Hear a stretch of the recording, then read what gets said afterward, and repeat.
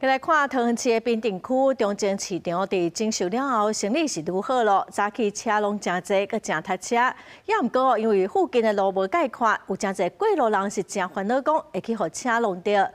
市政府嘛拍算讲，逐天下早起7点到下晡1点哦，未禁止汽机车驶入去市场的附近，目前嘛已经喺试办咯。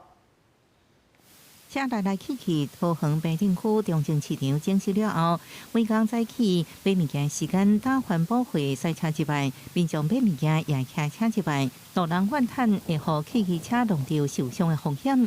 市府要针对中正市场周边实施交通新措施，特定时间禁止汽机车之外，8月中已经先试办。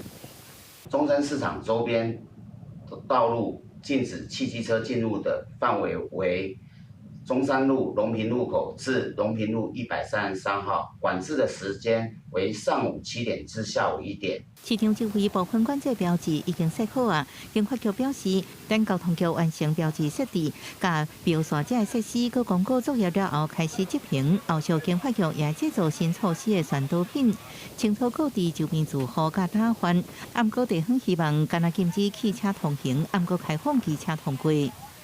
茂山路及茂通往后龙街以及中龙街的部分，管制的时间是早上7点到下午1点，刚好是接送小朋友上学的时间。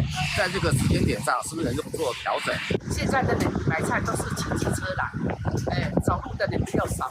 那机车不能进来，我们就没有生意好做啦。希望可以禁止汽车进入，然后摩托车让他可以进来买菜，让他们，因为他们很多都是买了就走了。 然后那个停车场可以让他们免费，摩托车20块可以免费。针对中正市场周围道路禁车，目前暂定10月1日开始。未来民众管制时段违规驶车、骑车进入市场，会因为违反《道路交通管理处罚条例》第60条第2项第3款，汽车驾驶人驾驶汽车无遵守道路交通标志、标线、号志指示，会罚900到1000元。记者综合报道。